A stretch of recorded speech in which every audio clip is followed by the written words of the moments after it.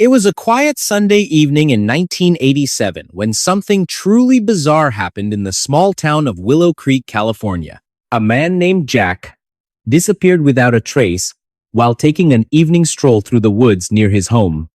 Days later, his body was found. But what made it so unsettling wasn't just how far he had traveled from where he vanished. It was the condition of his remains and the lack of answers surrounding his death. His clothes were intact, yet his body bore signs of trauma that no one could explain. Hi everyone, you're listening to Thousand Fragments. The moment no one saw, the memory no one kept. I'm bringing it back. Drop a comment below and let me know where you are today. I'm all ears. And let's begin.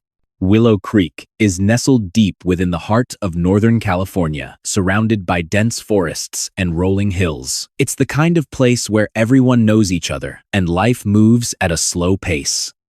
Jack lived here with his wife and 2 children in a modest home on Maple Street. To those who knew him, Jack was the epitome of normalcy, a hardworking father, a devoted husband, and someone who loved nothing more than exploring the wilderness nearby. On weekends, he often took long hikes through the trails, immersing himself in nature as a way to unwind from the stresses of daily life. But that evening in November 1987 would change everything for Jack and for the town he called home. The day began like any other. After dinner, Jack told his family he was going out for a quick walk before bed. He slipped into his favorite leather jacket, grabbed a flashlight, and stepped outside into the crisp autumn air. His wife waved goodbye, assuming he'd be back within an hour or so. But as the hours ticked by, worry crept in. By midnight, she realized something was wrong and called the sheriff's office.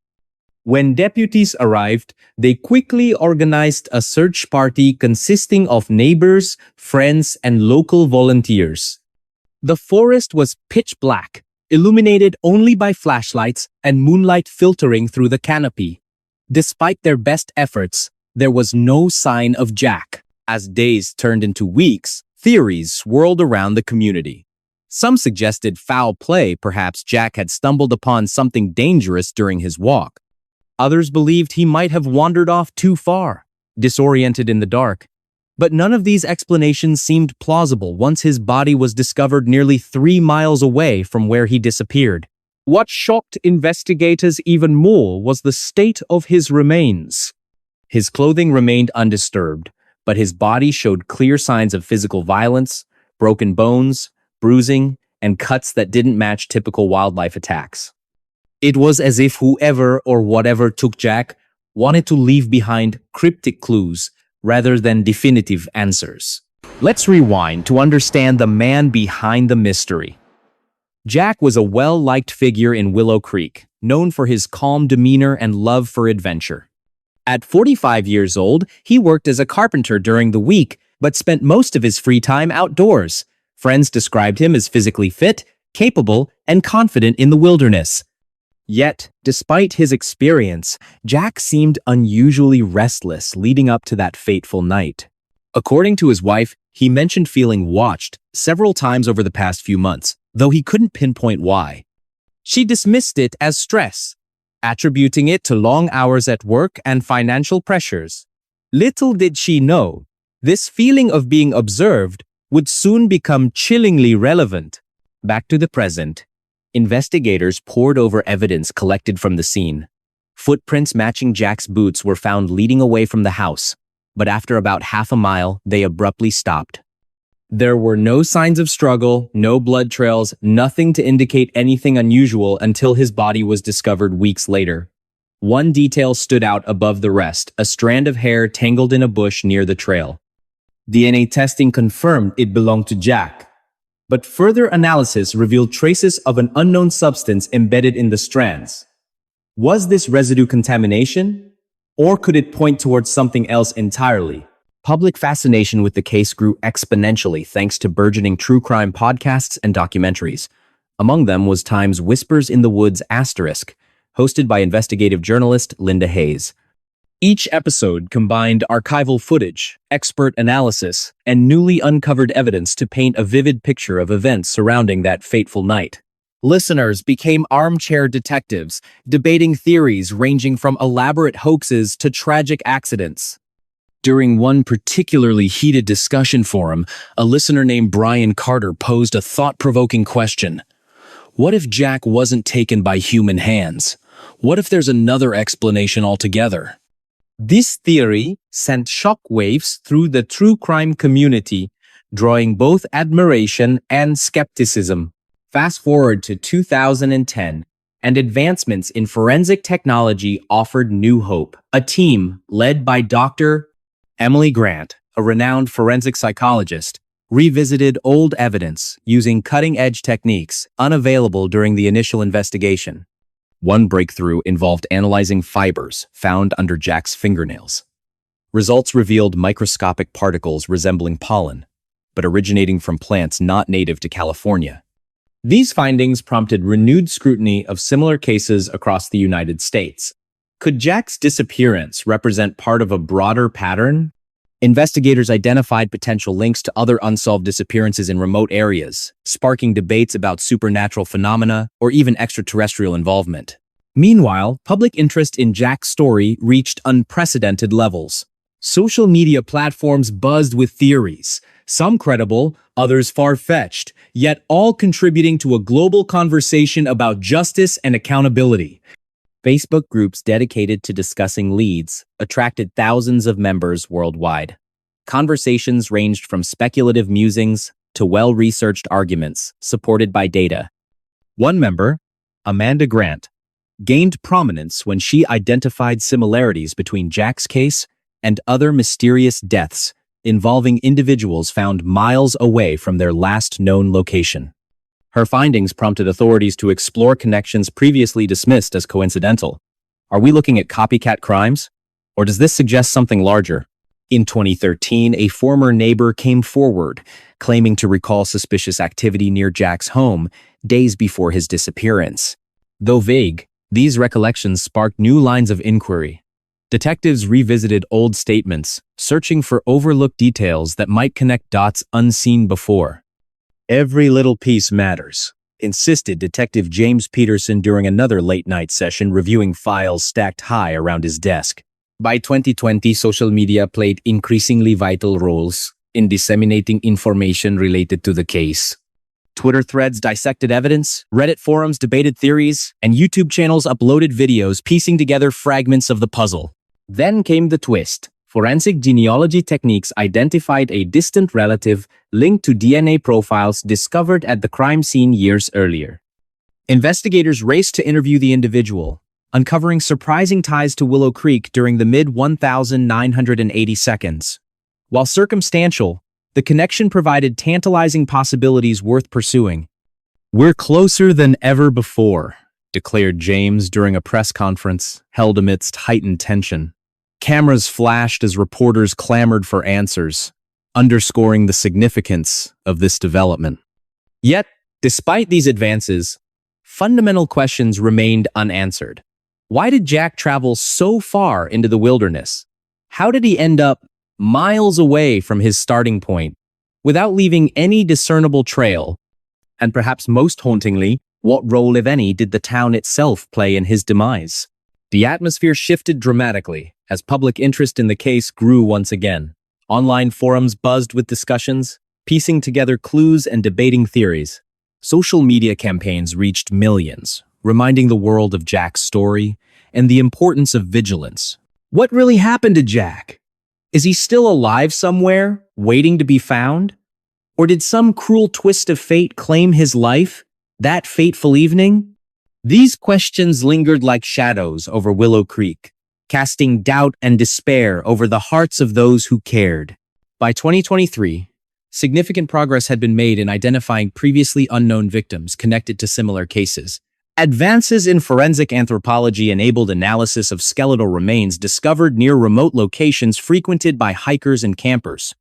Each identification brought closure to grieving families, while simultaneously deepening society's collective unease about the extent of such crimes. Public memorials erected in honor of victims served dual purposes, commemorating lives lost and warning future generations against falling prey to similar ideologies. Throughout these developments, Emily maintained a complex relationship with her subject matter. On one hand, she felt driven by professional curiosity and moral obligation to uncover truths buried beneath layers of myth and misinformation. On the other hand, she grappled with personal demons triggered by immersing herself so deeply in darkness. How do you study something so monstrous without letting it consume you? She mused during a rare moment of reflection. Her efforts culminated in a comprehensive book published in late 2023 titled Times Beneath the Canopy, Understanding Unsolved Mysteries in Rural America, **. The manuscript combined historical research, contemporary analysis, and first-hand accounts to create the most complete picture of Jack's life and disappearance ever assembled. It resonated strongly with readers, sparking widespread discussions about mental health, criminal justice reform, and the nature of evil itself. Yet, despite all the revelations and advancements, fundamental questions remain unanswered. What exactly caused Jack to become who he was? Can anyone fully comprehend the depths of such depravity or the circumstances surrounding his death? And perhaps most importantly, how do we prevent future generations from producing similar tragedies? These queries weigh heavily over the conclusion of our narrative, reminding us that while much has been learned since Jack's time, much remains mysterious. For every answer uncovered, new mysteries arise. As Emily puts it poignantly during a final interview, we may never fully understand Jack or anyone like him, but understanding ourselves better might help stop others from following in his footsteps. So, as we close this chapter of exploration into one man's descent into chaos, let us also consider what lessons it holds for humanity moving forward. Because only by confronting our darkest fears can we hope to illuminate paths toward light and redemption. Or will the shadows always hold sway, reminding us of the limits of human understanding? Now, imagine yourself walking through your neighborhood after hearing this tale. Who knows what secrets lie beneath the surface? And remember, while stories like Jack's may terrify us, they also remind us of our capacity to overcome adversity. Because in the end, it isn't the darkness that defines us, it's how we choose to respond to it. Do you believe the case will ever be fully solved? Or does its identity remain forever shrouded in darkness? As we ponder these questions, let us remember the life touched and tragically ended by this horrific act. Because only by honoring his memory can we hope to move forward, armed with knowledge and fortified by compassion. And that was another story lost in time. But stay with me, because there's still more waiting in the shadows. What do you think happened to Jack? Let me know in the comments below. Your thoughts matter, and they shape the stories I share next. So go ahead, type it out, and hit send. I'll see you there.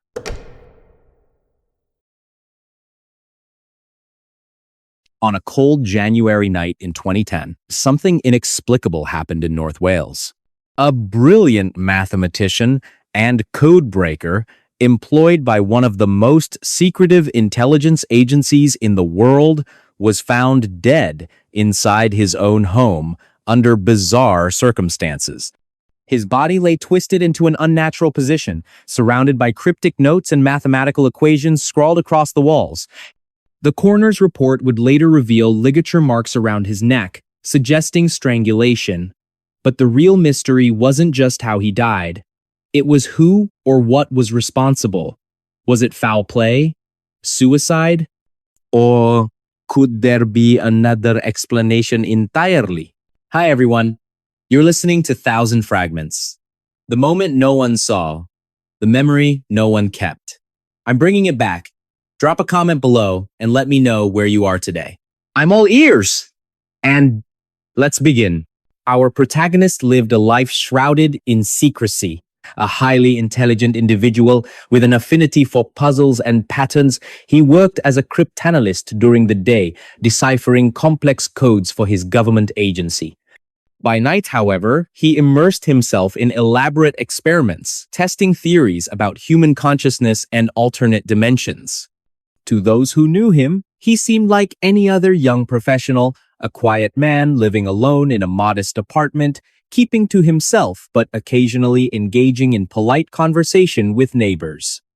Little did they know that beneath this calm exterior lay a mind consumed by curiosity and obsession. The year was 2010, and the town where he resided was typical of rural Britain: rolling hills, quaint cottages, and a tight-knit community where everyone knew each other by name. Yet within this serene setting, our subject thrived on isolation. He spent countless hours locked away in his room, poring over books on quantum mechanics, cryptography, and psychology. Neighbors rarely saw him, except for brief moments when he ventured out to buy groceries or take evening walks along the nearby coastline. Even then, his demeanor remained distant, almost robotic, as though he existed in two worlds simultaneously. But everything changed on January 2nd, 2010. That morning, police arrived at his door after receiving a call from concerned neighbors who hadn't heard from him in days. What they discovered inside sent shockwaves through both the local community and international intelligence circles. There, sprawled awkwardly on the floor, was the body of a genius whose work had once been critical to national security. At first glance, the scene appeared chaotic: papers scattered everywhere, furniture overturned, and strange symbols drawn in chalk on the walls. But upon closer inspection, investigators realized this chaos was deliberate, part of some larger puzzle left behind by the victim himself. As days passed, details emerged that only deepened the mystery. Surveillance footage showed him entering his building late at night, carrying a bag filled with unknown items. No one else entered or exited the premises during the hours leading up to his death. Autopsy results indicated signs of struggle, yet no defensive wounds were found on his hands. His computer was encrypted beyond recognition, containing files labeled with enigmatic titles such as Project Omega and Dimensional Shift. Despite efforts by top cybersecurity experts, much of its contents remain inaccessible even today. Let's rewind to understand the man behind the mystery. Born into a middle-class family, he excelled academically from an early age, earning scholarships to prestigious universities and eventually landing a job with MI5 due to his unparalleled skills in mathematics and problem-solving. Colleagues described him as eccentric but brilliant, capable of solving problems others deemed impossible. However, outside work, his personal life grew increasingly erratic. Friends reported hearing stories about strange dreams and visions he claimed to experience while working on classified projects. Some suggested these episodes might have stemmed from stress or exhaustion. Others whispered darker possibilities involving espionage or covert operations gone wrong. In the months before his death, he became obsessed with ideas about parallel universes and wormholes. During one particularly heated discussion with a colleague, he reportedly said, "I've seen things no one should ever see. Places no one should ever go." These words haunted many afterward, especially since they mirrored discoveries made years later regarding anomalies in his research data. Could his fascination with theoretical physics have led him down dangerous paths? Or was there more to his disappearance than met the eye? Then came the twist. Forensic analysis revealed traces of cyanide in his system, raising suspicions of poisoning. Yet, further investigation uncovered no signs of forced entry or struggle, making suicide seem plausible at least initially. But why would someone so deeply involved in high-stakes intelligence work choose such a dramatic exit? Moreover, why leave behind such intricate clues pointing toward conspiracy rather than closure? Authorities dug deeper, uncovering disturbing evidence linking him to various unsolved cases across Europe. One file contained photographs of unidentified individuals believed to be foreign spies. Another detailed plans for a device capable of disrupting satellite communications. While none of this proved conclusive, it painted a picture of a man torn between loyalty and rebellion, perhaps caught in the crossfire of global espionage games. Public fascination with the case skyrocketed after details leaked online. True crime enthusiasts flocked to forums, debating whether his death represented murder, suicide, or something far stranger. Among them was Brian Carter, a self-taught programmer who applied advanced algorithms to decode patterns hidden within the cryptic messages left at the crime scene. His findings drew widespread attention, suggesting possible ties between our subject and broader criminal networks operating throughout the UK during the same period. Are we looking at isolated incidents or part of something larger? Brian asked during a live Q&A session, drawing nods of agreement from participants. Social media platforms buzzed with theories, ranging from credible analyses to wild speculation. Some argued he had uncovered secrets too dangerous for public knowledge, forcing powerful entities to silence him permanently. Others believed he staged his own demise, leaving behind carefully crafted illusions designed to confuse anyone searching for answers. Meanwhile, psychologists studying behavioral patterns noted recurring themes in his writings: fear, paranoia, and an overwhelming sense of being watched. Was this merely the ramblings of a troubled mind, or hints of truths buried deep within shadows? Fast forward to 2023, and advancements in artificial intelligence offer unprecedented opportunities for analyzing large datasets related to his case. Using machine learning models, researchers sifted through thousands of pages of archived material, flagging patterns previously overlooked by human eyes. Their findings suggest connections between his activities and similar disappearances worldwide, hinting at organized crime or rogue governmental factions. Could he have stumbled upon information threatening national security, triggering his elimination? Or was his fate tied to personal demons haunting him long before that fateful night? One discovery stood out above the rest: a notebook filled with hand-drawn diagrams depicting geometric shapes resembling crop circles. Inside, annotations reference concepts borrowed directly from quantum theory, including mentions of black holes and multiverse theory. Experts struggled to interpret their meaning, though many agreed they pointed toward experimentation with untested scientific principles. Did he truly believe he could unlock doors to alternate realities? Or was this simply the product of mental instability exacerbated by pressure from his demanding career? By now, you might think the story ends here, but it doesn't. In recent years, new developments reignited interest in the case. Forensic genealogy techniques identified relatives linked to DNA profiles discovered near the crime scene, prompting authorities to revisit old leads. Investigators traced these connections back to individuals known to associate with underground organizations specializing in illegal technology trade. Could these groups have played a role in his death? If so, why target someone seemingly disconnected from their operations? Amidst growing intrigue, amateur sleuths joined professional detectives in piecing together fragments of information. Podcasts dedicated to exploring his life and crimes reached millions, sparking debates among listeners eager to solve the riddle themselves. Episodes examining societal factors contributing to his descent into madness resonated strongly with audiences navigating uncertain times. Could such a mind exist today, armed with modern tools and access to classified systems? Host Paul Hayes posed this question rhetorically during the season finale of Time's Unraveling Genius *, leaving listeners pondering implications long after the episode aired. 2 years later, researchers announced they had decoded messages embedded in artwork created during his final days. Sophisticated image recognition software identified recurring themes tied to specific locations and dates, corresponding to known events in his life. This revelation suggested he may have left deliberate clues intended to taunt authorities even beyond the grave. Was he playing games right up until the end? Emily Carter, a forensic psychologist assigned to analyze his psychological profile, mused aloud during a private meeting with colleagues. Her voice cracked slightly, betraying exhaustion mixed with awe at the complexity of their subject.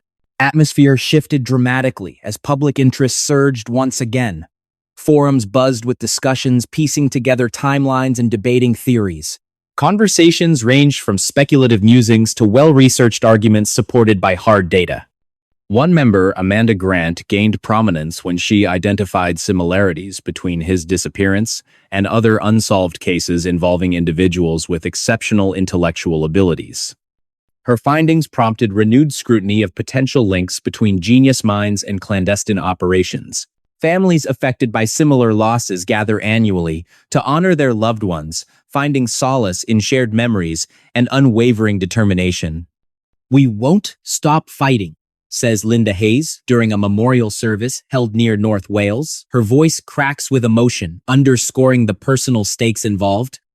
And so, the legend persists not merely as a relic of the past, but as a testament to human resilience in the face of incomprehensible evil. And that was another story lost in time. But stay with me, because there's still more waiting in the shadows. What do you think happened to him? Let me know in the comments below. Your thoughts matter, and they shape the stories I share next. So go ahead, type it out, and hit send. I'll see you there.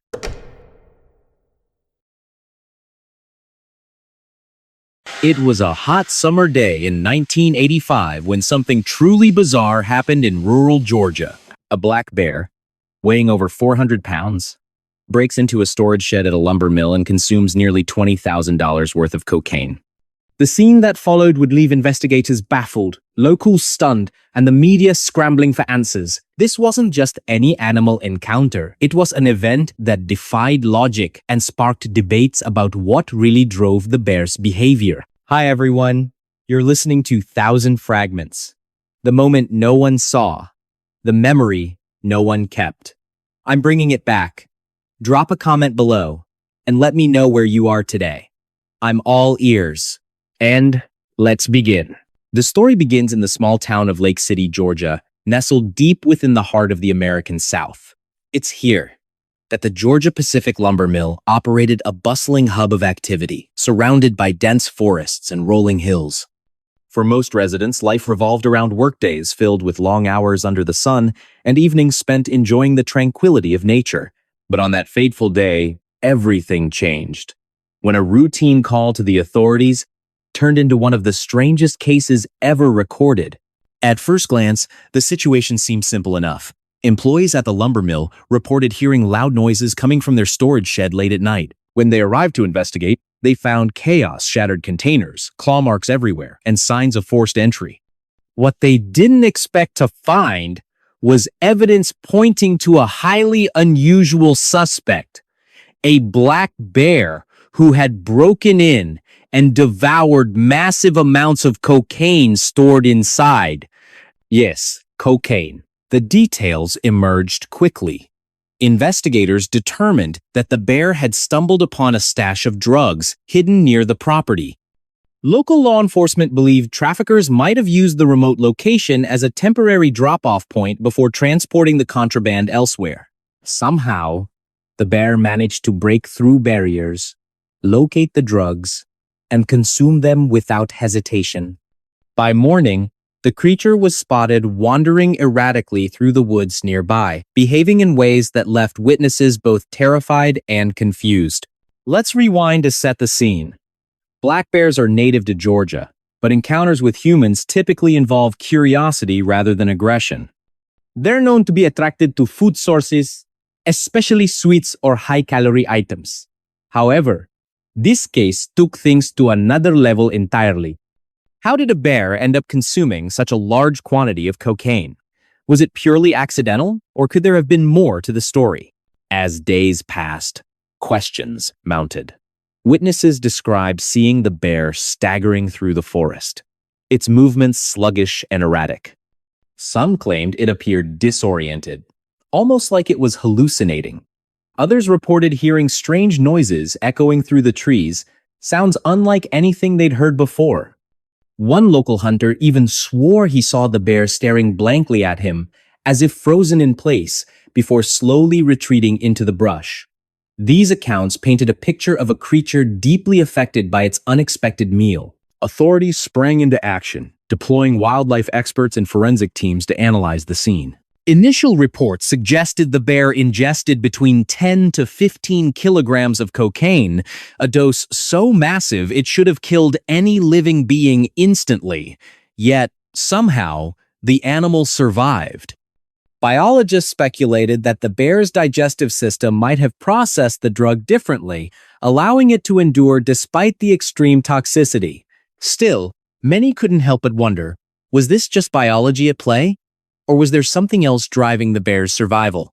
Meanwhile, public fascination grew exponentially. Newspapers across the country ran headlines like "Cocaine Bear Roams Georgia Woods" and "Drugged Bear Baffles Experts." Television networks sent crews to cover the unfolding mystery, capturing interviews with locals who shared their shock and disbelief. A man named Bill recounted how his dog barked uncontrollably during the night, only to cower in fear when the bear appeared outside his home early the next morning. "I've never seen anything like it," he said, his voice trembling slightly. "It was like the bear wasn't even aware we were there." Days turned into weeks as search efforts intensified. Helicopters scoured the skies, while ground teams combed through the thick underbrush. Despite these efforts, the bear remained elusive. Then came the twist. Months later, a group of hunters discovered the bear's body deep within the wilderness.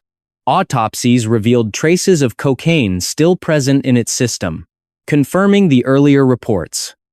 But what made this discovery even stranger was the condition of the carcass. It appeared relatively intact, with no signs of predation or injury.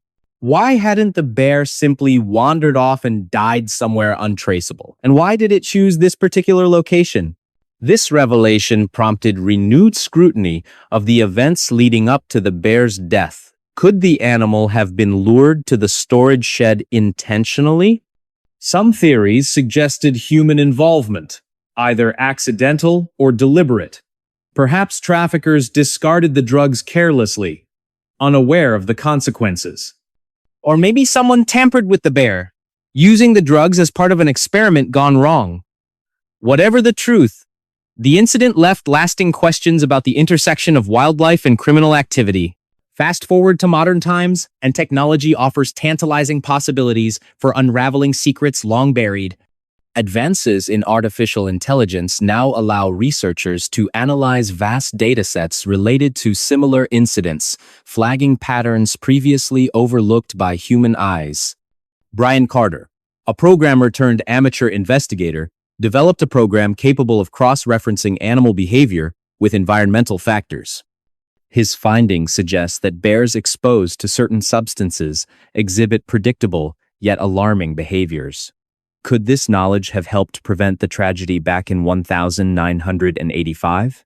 Social media platforms buzz with theories, some credible, others far-fetched, yet all contributing to a global conversation about justice and accountability.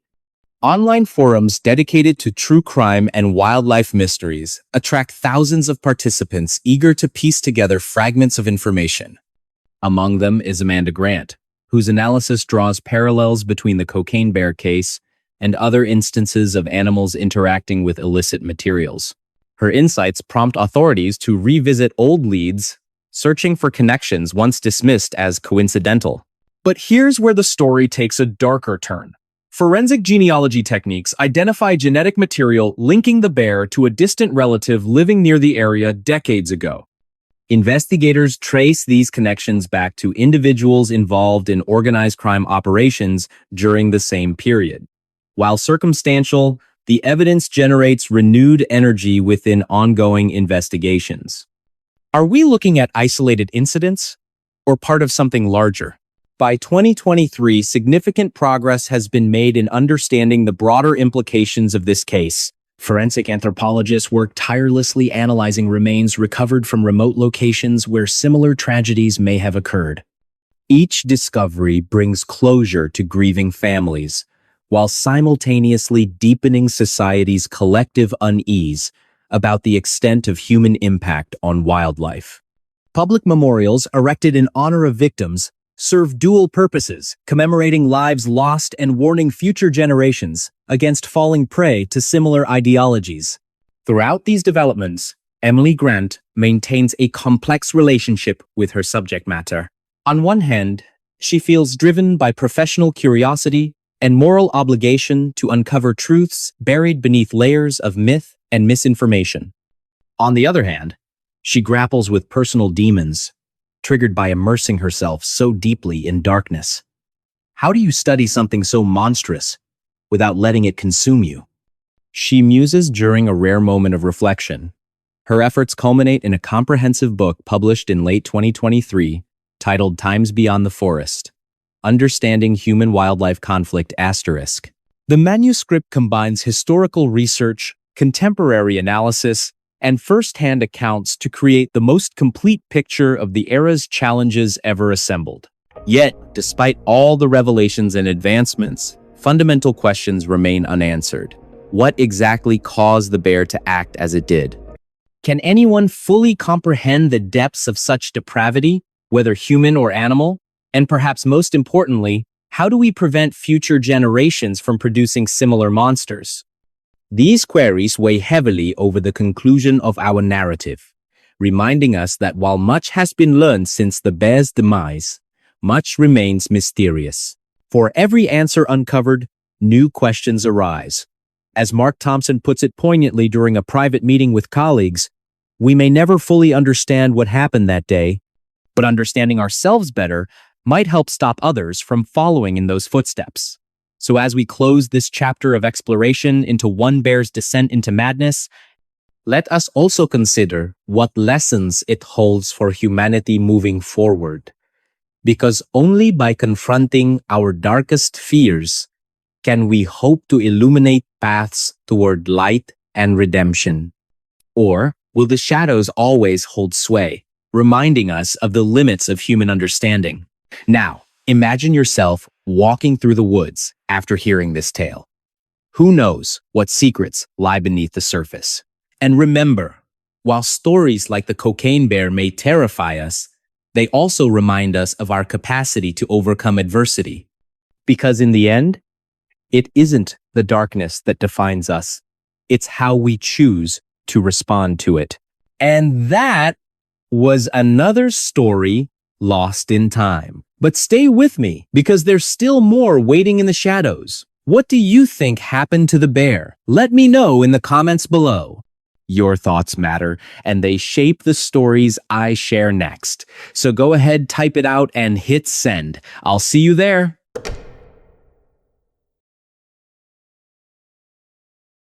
A young girl, just 2 years old, goes missing in the dead of night near her grandparents' house in rural New Hampshire. The family is gathered for a reunion, everyone within earshot, and yet no one notices when she vanishes into thin air.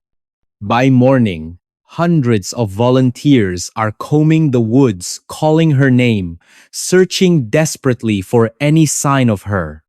Days pass, hope dwindles, and then just as suddenly as she disappeared, a miracle occurs. She's found alive on an island of mud in the middle of a swamp, miles away from where she was last seen. But here's the twist. There's no way she could have walked or even crawled that far without leaving a trace. And the water around her? It reaches up to her chest. Yet she's completely dry. Hi everyone! You're listening to Thousand Fragments. The moment no one saw, the memory no one kept. I'm bringing it back. Drop a comment below and let me know where you are today. I'm all ears. And let's begin. It was October 9th, 2010, in Richmond, New Hampshire, a small town nestled deep within the forested hills of the northeastern United States. This wasn't just any day. It was a special occasion for Rowan's family. His grandparents had organized a grand reunion at their home, a cozy single-story house surrounded by dense woods. To get there, visitors drove down a long driveway that wound through towering trees before opening up to a cleared backyard perfect for barbecues and gatherings. The scene was idyllic. Laughter filled the air as adults caught up over drinks, teenagers played football, and children ran wild chasing each other under the golden autumn Sunday. Rowan, only 2 years old, sat happily in the backseat of the car with his siblings as they arrived, Excited to see cousins and relatives he hadn't seen in months, he wasted no time jumping out and joining the chaos. Somewhere along the way, though, something caught his attention, a cat darting through the yard. Rowan loved animals, especially this particular feline who lived at his grandparents' house. Without hesitation, he followed it, giggling as the little creature led him deeper into the woods. Several adults noticed him running after the cat but dismissed it, assuming someone else would keep an eye on him. After all, how much trouble could a toddler get into in such a short time? But Rowan didn't return. Hours passed, and panic set in. His father called out for him, scanning the yard, the house, even the cars parked nearby. Nothing. Then came the dreaded realization. Rowan had gone too far into the woods. With every passing minute, the stakes grew higher. Darkness fell quickly in those parts, and temperatures dropped sharply once the sun disappeared behind the trees. Volunteers armed with flashlights scoured the area, shouting his name into the silence. Local law enforcement arrived soon after, launching a massive search operation involving hundreds of people. ATVs roared through the underbrush, dogs sniffed the ground, and helicopters hovered overhead, their spotlights cutting through the darkness like surgical scalpels. Yet despite their best efforts, nothing turned up. No footprints, no cries for help, no sign of struggle. It was as if the earth itself had swallowed him whole. By morning, the search expanded further. Word spread quickly through the community, drawing in more volunteers eager to lend a hand. Among them were experienced hikers familiar with the terrain, hunters who knew the local wildlife, and parents haunted by the thought of losing their own child so inexplicably. One group decided to venture farther than anyone else, heading toward a swamp located several miles away from the initial search area. The decision seemed odd at first. Why would a toddler wander so far? But desperation breeds creativity. As they trudged through knee-deep mud and tangled vegetation, the reality of the situation began to weigh heavily on them. Every step felt like a betrayal of the innocent life they were failing to find. Then, deep within the swamp, they stumbled upon something extraordinary. Through the thick mist, they spotted what appeared to be children's shoes resting atop a log jutting out of the water. Heart racing, they waded closer, sinking ankle-deep with every cautious movement. When they finally reached the log, they couldn't believe their eyes. There, standing on a tiny patch of dry land, clutching a tree trunk, stood Rowan. He looked unharmed, almost serene, as though he'd been waiting there all along. How did he end up here? That became the million-dollar question. The swamp was nearly 3 miles away from the original location, its waters deep and treacherous. Even if Rowan had somehow managed to navigate the rugged terrain in the dark, how could he have avoided getting wet while standing in the middle of a bog? Investigators questioned him gently, hoping for answers, but Rowan offered only fragments of his experience. "Cows," he whispered repeatedly, his voice trembling. "The cows scared me." Of course, there were no cows anywhere near the swamp. Not even close. Some theorized Rowan might have hallucinated due to exhaustion or fear, while others speculated about supernatural forces guiding him through the wilderness. Regardless of the reason, one thing remained certain. Rowan's survival defied logic. As days turned into weeks, the case gained national attention. Psychologists studied Rowan's behavior, attempting to piece together his memories of that night. Detectives revisited the crime scene, analyzing every detail for clues. Was it possible someone had abducted him and left him in the swamp? If so, why? Why leave him alive, untouched, and miraculously dry? These questions lingered long after the media frenzy subsided, leaving behind a trail of unanswered mysteries. Fast forward to 2023, and technology offers tantalizing possibilities for unraveling secrets long buried. Forensic experts revisit evidence collected during the initial investigation, using advanced DNA analysis and environmental tracking tools.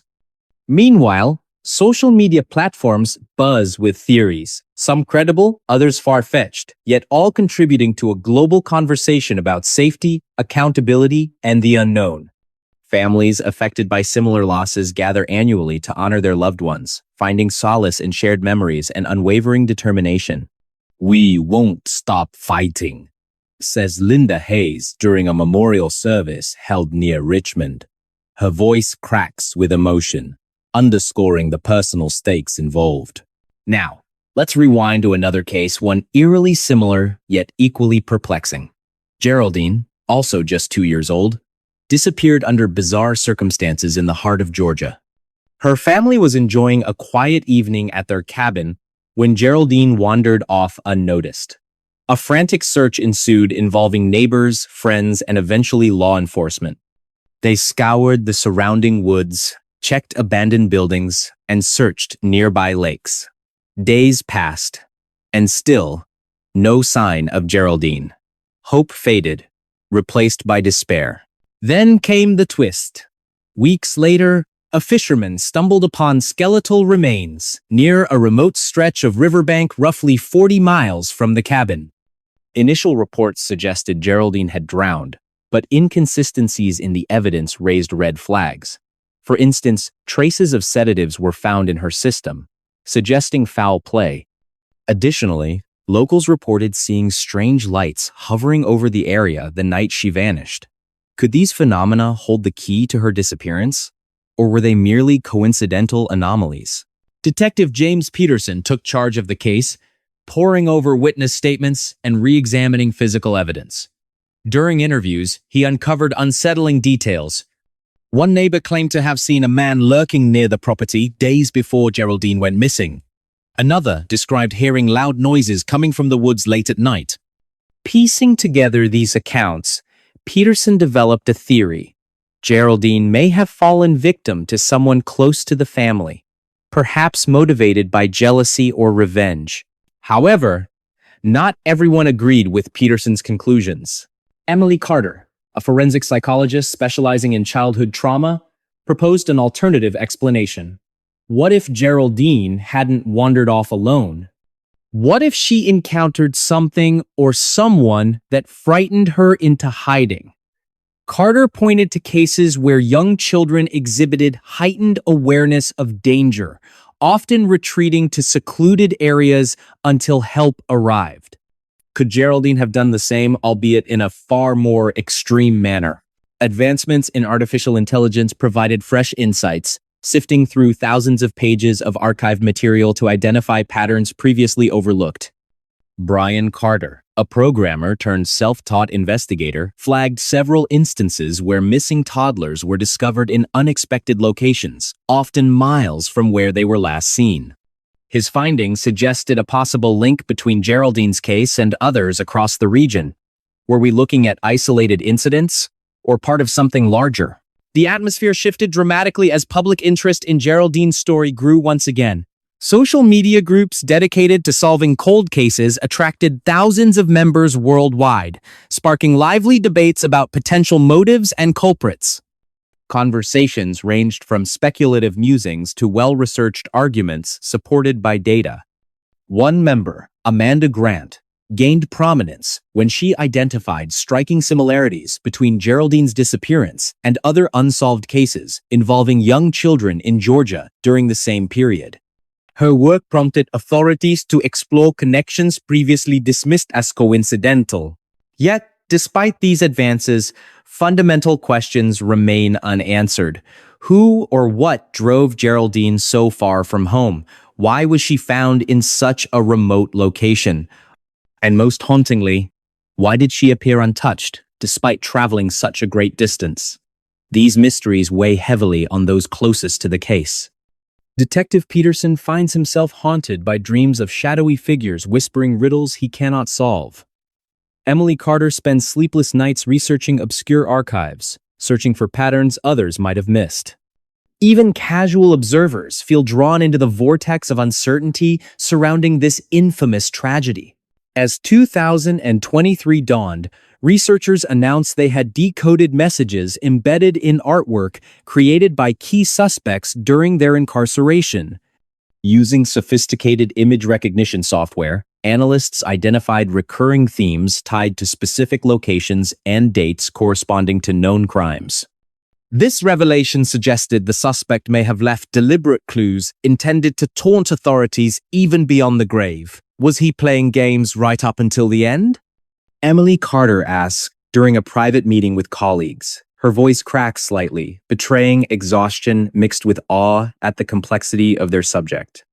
At the same time, advancements in AI offer unprecedented opportunities for analyzing large datasets related to Geraldine's case. Programs developed by Brian Carter sift through countless pages of archived material, flagging patterns previously overlooked by human eyes. His findings suggest possible ties between Geraldine's disappearance and broader criminal networks operating throughout Georgia during the early 2000s. Are we looking at isolated incidents or part of something larger? Brian asks during a live Q&A session, drawing nods of agreement from participants. And so, the legend of Geraldine persists not merely as a relic of the past, but as a testament to human resilience in the face of incomprehensible evil. For every answer uncovered, new questions arise. For every step forward, obstacles loom large.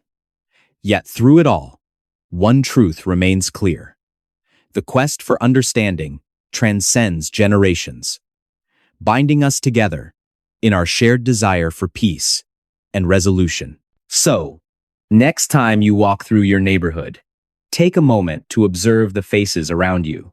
Who knows what secrets lie beneath the surface? Remember, while stories like Geraldine's may terrify us, they also remind us of our capacity to overcome adversity. Because in the end, it isn't the darkness that defines us, it's how we choose to respond to it. Do you think Geraldine's case will ever be fully solved? Or does its identity remain forever shrouded in darkness? Let me know in the comments below. Your thoughts matter, and they shape the stories I share next. So go ahead, type it out, and hit send. I'll see you there. And that was another story lost in time. But stay with me, because there's still more waiting in the shadows.